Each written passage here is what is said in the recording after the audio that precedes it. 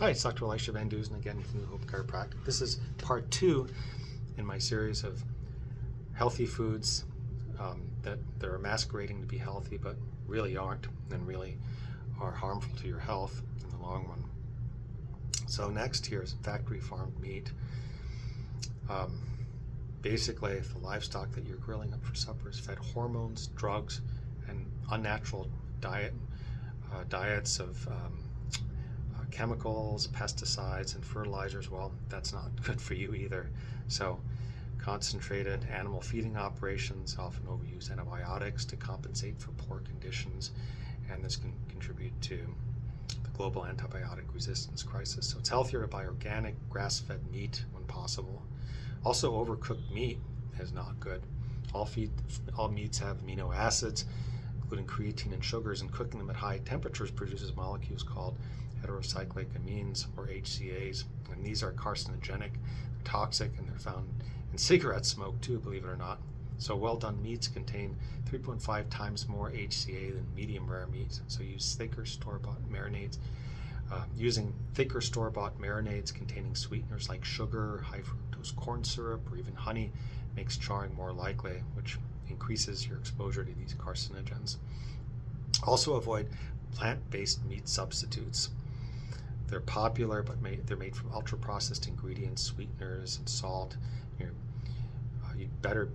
You're better served to make your own plant-based burger or meal from ingredients like tofu, black beans, tempeh, and mushrooms, for example. But even avoid tofu if you can. Next is canned green beans. These are consistently contaminated with some of the most dangerous pesticides, and just eating one serving of U.S. grown green beans a day is considered high risk due to the toxicity of the pesticides typically used on these crops. A better option really is to use organic, fresh, or frozen green beans. Also, vegetable oils and margarine are touted as being healthy, but really are not. Vegetable oils that fall into the health foods you should never eat list are canola oil, margarine, have highly inflammatory substances.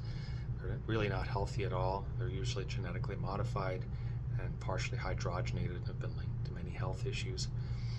And better option is pure cold-pressed extra virgin coconut oil. Also choose butter or ghee from grass-fed cows. Next is artificial sweeteners. And many doctors recommend them because they're supposedly safe for diabetics because they're low on the glycemic index. But ironically, research has shown that artificial sweeteners cause a disturbance in gut flora, can actually cause diabetes. Instead, go with natural sweeteners like stevia, maple syrup, and coconut sugar.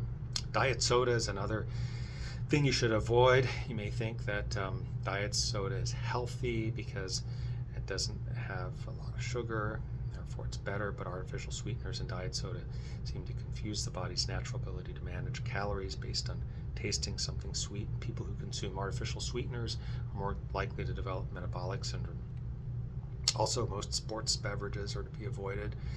They sound like something you need and are automatically healthy, but really couldn't be farther from the truth. While these drinks are marketed as natural energy boosters, often they have stimulants like caffeine and excessive sugar that you simply don't need to exercise.